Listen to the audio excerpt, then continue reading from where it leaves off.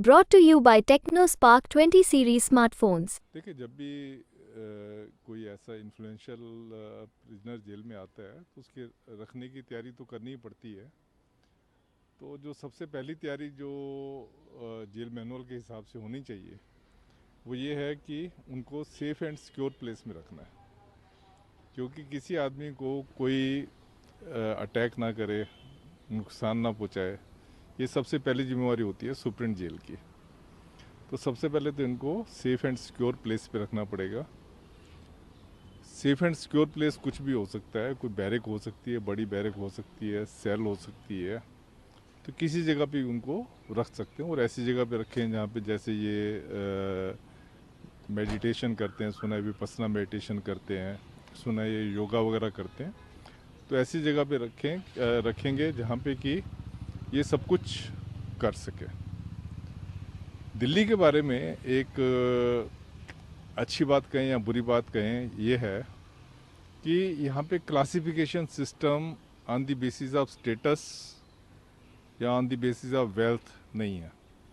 किसी टाइम पे आज से 30 साल पहले ये क्लासिफिकेशन सिस्टम होता था, जिसमें कि कोई एमएलए है, एमपी है, कोई इनकम टैक्स पेई है, ग्रेजुएट है, इनको बी क्लास फैसिलिटी मिलती थी।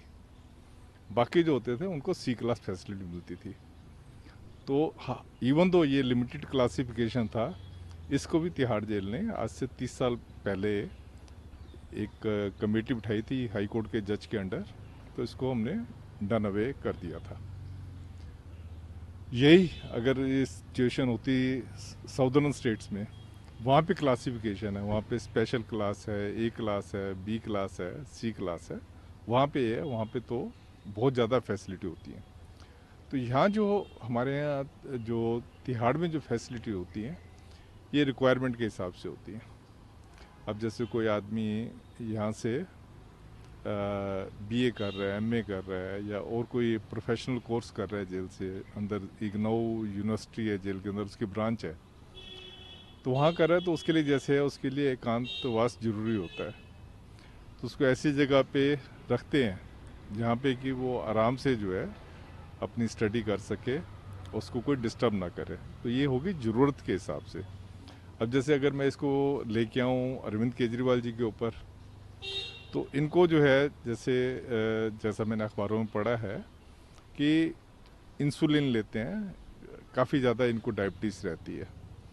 तो उसके लिए जो है रिक्वायरमेंट है कि एक मेडिकल प्रोफेशनल के उसमें जो है इनको रखा जाए, जो कि इनकी शुगर के जो रीडिंग्स लेनी होती हैं, इनकी शुगर्स की रीडिंग्स वगैरह ले और कॉन्स्टेंटली मॉनिटर करे कि जो शुगर अगर ज़्यादा ऊपर या नीचे हो जाती है उसके लिए, प्लस जो दवाई है या जो इंसुलिन है वो इनको बिल्कुल टाइम पे मिले। तो उसके लिए इनको दूसरे प्रिजनर से अलग रखना ज़रूरी है। सेफ्टी सिक्योरिटी मैंने कह दी है, मेडिकल रिक्वायरमेंट कह दी। उसके अलावा इनको जैसे मिलने के लिए जो आम आदमी जो मिलता है वो तो मिलता है कि हमारे यहाँ ये मुलाकात जंगले होते हैं जेल में, आम आदमी मुलाकात जंगले में मिलता है। आम आदमी जो है हफ्ते में 2 बार जो है अपने घर वालों को मिल सकता है, और नाम उसको जो है पहले देने पड़ते हैं। जिनसे वो मिलना चाहेगा तो उनके नाम पहले देने होते हैं। वो 10 आदमियों के नाम देने होते हैं। हमारे टाइम पे 10 आदमी होते थे, अब शायद इन्होंने बढ़ा दिया तो मुझे पता नहीं। तो 10 आदमियों के नाम होते थे, पहले देने होते थे। वो 10 आदमी जो है टेली बुकिंग करके हफ्ते में 2 बार जो है मिल सकते हैं। हमारे यहाँ टेली बुकिंग सिस्टम है जेल में, जिससे कि आप टेलीफोन पे बुकिंग करवाएं, वो आपको बता देगा, जो ऑपरेटर है वो बता देगा कि आप फला फला डेट को फला फला बजे आप आ जाओ। तो उसकी मुलाकात जो है मुलाकात जंगले में हो जाती थी। पर सिक्योरिटी के लिहाज से इनको मुलाकात जंगले में आम आदमियों के साथ नहीं खड़ा किया जा सकता। तो इसलिए सुप्रिटेंडेंट को इनको ऐसी जगह पे मुलाकात करवानी पड़ेगी जहाँ पे इनकी सिक्योरली अलग जगह ये बैठ के बातचीत कर सकें, किसी कमरे में, डीएस के कमरे में या सुप्रेंट के कमरे में या किसी भी अलग कमरे में कुर्सी पे इनको बिठा देंगे, साथ जो आएगा कुर्सी पे बात करेगा, बात करके वो मुलाकात वगैरह कर सकते हैं। इसके अलावा लीगल मुलाकात होती है, और जो प्रिजनर हैं उनको हफ्ते में एक बार लीगल मुलाकात होती है, आधे घंटे की जो है। दूसरी मुलाकात ये भी आधे घंटे की होती है, पर सुप्रिटेंडेंट जेल जो है उस टाइम को जो है एक्सटेंड कर सकता है। तो इसके केस में सुप्रिटेंडेंट जेल जो है एक्सटेंड कर सकता है, क्योंकि जो भी सुप्रिटेंडेंट जेल है उसको एक बड़ा डेलिकेट बैलेंस करना पड़ेगा, ताकि कहीं ये भी ना हो कि किसी को लगे कि इनको एक्स्ट्रा फैसिलिटी बहुत ज़्यादा दी जा रही हैं। तो उसमें भी आपको कोर्ट खींच सकती है। आपको खाली जेल प्रशासन नहीं होता, आपको कोर्ट भी जो है कह सकती है कि आप कंटेम्प्ट ऑफ कोर्ट कर रहे हो अगर आप फालतू फैसिलिटी दे रहे हो। क्योंकि कोर्ट हमेशा कहती है कि जो एज पर रूल्स उसको आप जेल में रखो।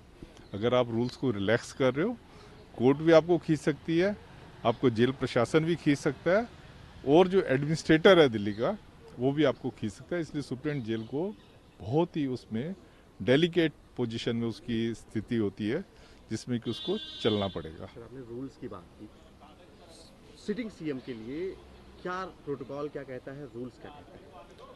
देखिए, सिटिंग सीएम के लिए जो है कोई मुझे तो लगता नहीं हमारा मैनुअल जो है विजुअलाइज करता है कि कोई सिटिंग सीएम आ जाएगा। इसके लिए कोई स्पेसिफिक कोई वो नहीं है। पर हाँ, पहले ये होता था कि अगर कोई एमएलए आ गया या एमपी आ गया, उसके लिए बी क्लास फैसिलिटी होती थी। पर आज की डेट में वो बी क्लास फैसिलिटी भी नहीं है। एक आम आदमी की तरह वो रहेंगे जेल में, और उसको जेल में रखना पड़ता है। खाली सुविधाएं जो है उनकी हेल्थ कहती है या एजुकेशन, जो उनकी रिक्वायरमेंट है उसके हिसाब से आप फैसिलिटी देते हो। सर, जैसे अभी ये कहा जा रहा है दिल्ली सरकार की तरफ से, आम आदमी पार्टी की तरफ से, कि जो सरकार है वो जेल से चलेगी। कितना आपको ये फिजिबल लगता है, और इसमें तिहाड़ जो एडमिनिस्ट्रेशन है उसके लिए कितना चैलेंजिंग होने वाला है अगर ऐसा होता है तो? देखिए, तो बहुत ज़्यादा चैलेंजिंग हो जाएगा, क्योंकि अगर सीएम है, सीएम के साथ उनका पर्सनल स्टाफ को भी बिठाना पड़ेगा, है ना, और स्टाफ को भी करना पड़ेगा। तो वो तो ऐसी ऐसी कोई जो हमारी जो इस टाइम पे जो जेलें हैं, 16 जेलें हैं, उसमें ऐसी कोई जगह नहीं है जहाँ पे कि वो सीएम शिप जो है जेल से चला सकें।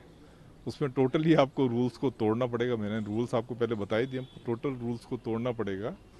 तो वो मुझे लगता नहीं कि कोई उसको रूल्स को तोड़ने को कोई अलाउ करेगा आपको। सर, जैसे आपने बात की कि रूल आएंगे, टेक्निकली तिहाड़ प्रशासन जो है, डीजी प्रिजन जो है, वो दिल्ली सरकार के अंडर में आते हैं। ऐसे में दिल्ली सरकार का ही जो मुखिया है वो जेल में होगा, जहां उसे डीजी प्रिजन या वार्डन या स्टूडेंट की बात माननी होगी। तो कितना कितना एक दूसरे से कन्फ्लिक्ट आएगा, जो कन्फ्लिक्ट ऑफ इंटरेस्ट आएगा, कन्फ्लिक्ट ऑफ अकाउंटेबिलिटी आएगी। ये टोटल कन्फ्लिक्टिंग सिचुएशन है। आप देखें, जैसे सतिंदर जैन थे पहले, वो जेल मंत्री भी थे और जेल के अंदर आ गए।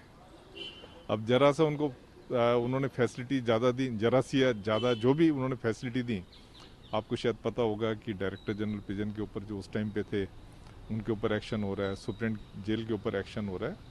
तो जब जितने इन्फ्लुएंशियल लोग आते हैं, ये उतनी ज़्यादा वाच में होते हैं। खाली ये नहीं, कोई भी इन्फ्लुएंशियल बंदा है वो जेल प्रशासन की स्पेशल वाच में होता है। और अगर एक्स्ट्रा फैसिलिटी होती है, उनको पता है कि हमारे ऊपर एक्शन हो सकता है, या तो एडमिनिस्ट्रेटर एक्शन ले सकता है या कोर्ट एक्शन ले सकती है। इसलिए बड़े सावधान रहते हैं कि इनको उतनी फैसिलिटी दो जितनी इनको जो है मैनुअल में इनकी परमिसिबल है। सर, बतौर डीजी प्रिजन अगर यहाँ से सरकार चलाने की जिद पे अड़े रहते हैं, यहाँ सरकार चलती है, तो डीजी प्रिजन का क्या रोल होगा, कैसे, मतलब वो क्या करेंगे? देखिए, पहली बात तो ये है कि सरकार चलाना किसको कहते हैं। सरकार चलाना कोई फाइलें साइन करना नहीं होता खाली। हाँ, फाइलें साइन करना अगर होता है तो आप फाइलें साइन करो, वो तो आप अगर उसको सरकार चलाना कहते हैं। पर वैसा नहीं है। सरकार चलाने के लिए आपको कैबिनेट मीटिंग में बुलानी पड़ेगी, मंत्रियों से बार बार आपको कंसल्ट करना पड़ेगा, जो आपके हेड ऑफ डिपार्टमेंट्स हैं उनसे आपको करना पड़ेगा, और काफ़ी सारा स्टाफ होता है उनसे आपको कंसल्ट करना पड़ेगा। उसके बाद आपको एलजी साहब से भी मीटिंग करनी पड़ सकती है, उनसे टेलीफोन पे बात करनी पड़ सकती है, क्योंकि यहाँ तो टेलीफोन वगैरह है नहीं, टेलीफोन सुविधा नहीं है ऐसी। आपको उनसे टेलीफोन पे बात करनी पड़ सकती है। उसके अलावा बहुत सारी जनता आती है जो आपको मिलने के लिए आती है, जो सीएम की ड्यूटी का बहुत इंपॉर्टेंट पार्ट होता है जिसको ग्रीवांस डिस्पोजल कहते हैं, ग्रीवांस रिड्रेसल कहते हैं। तो वो चीज़ तो हो नहीं सकती अगर आप सीएम की ड्यूटी खाली आप ये सब चीज़ें देखें जो मैंने आपको बताई हैं, तो it is totally you can say impossible to run the jail from the jail. So basically this is impossible to make a CMO at Tihar jail. बिल्कुल बिल्कुल, जेल में सीएमओ ऑफिस क्रिएट करना वो इम्पॉसिबल है, unless, अब मैं इसमें unless भी आपको करके बता रहा हूँ, अनलेस कि जो एडमिनिस्ट्रेटर है उनको पावर है, वो किसी भी जगह को जो है स्पेशल जेल डिक्लेयर कर सकते हैं। इवन उनके घर को भी स्पेशल जेल डिक्लेयर कर सकते हैं, उनके ऑफिस को भी स्पेशल जेल डिक्लेयर कर सकते हैं। अगर वो वाली चीज़ जो है जो कि बहुत इम्प्रॉबेबल है, बहुत Administration कौन होगा सर? एडमिनिस्ट्रेटर मीन्स जो गवर्नमेंट की डेफिनेशन प्रिजन एक्ट में दी हुई है उसके हिसाब से एडमिनिस्ट्रेटर जो है दैट इज लेफ्टिनेंट गवर्नर। अगर वो चाहें आपके घर को जेल डिक्लेयर कर सकते हैं, किसी ऑफिस को जेल डिक्लेयर कर सकते हैं, या किसी और बिल्डिंग को जेल डिक्लेयर कर सकते हैं। वो अगर ऐसा करते हैं तब आप खाली इतना जरूर कर सकते हैं कि आप फाइलें वगैरह बेझिझक आप साइन कर सकते हैं, पर उसमें भी जो भी स्पेशल जेल डिक्लेयर करेंगे वहाँ पे एक सुप्रीम जेल भी उनको डिक्लेयर करना पड़ेगा, स्टाफ भी वहाँ पे उनके घर पे लगाना पड़ेगा, जो कि ये नहीं कि हर कोई जो आ जा रहा है उसको अंदर आने जाने देगा। वो स्टाफ जो है बड़ा विजिलेंट होगा और पहले सुप्रीम जेल से पूछेगा कि इनको मिलवाना है कि नहीं मिलवाना, मतलब हिंड्रेंस उसमें काफ़ी ज़्यादा होगी।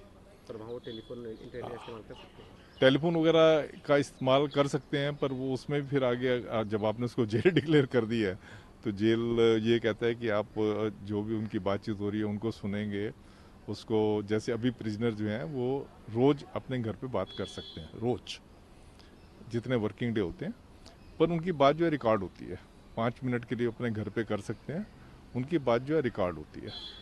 तो यहाँ पे तो रिकॉर्ड वगैरह कैसे करें, मतलब प्रैक्टिकली जो है अगर खाली फाइलें साइन करना है तो यस यू कैन डू, पर फाइलें के अलावा जो है बहुत ज़्यादा काम है जो कि सीएम को करना पड़ता है, तो उस हिसाब से मैं कह सकता हूँ कि ये इम्पॉसिबल है।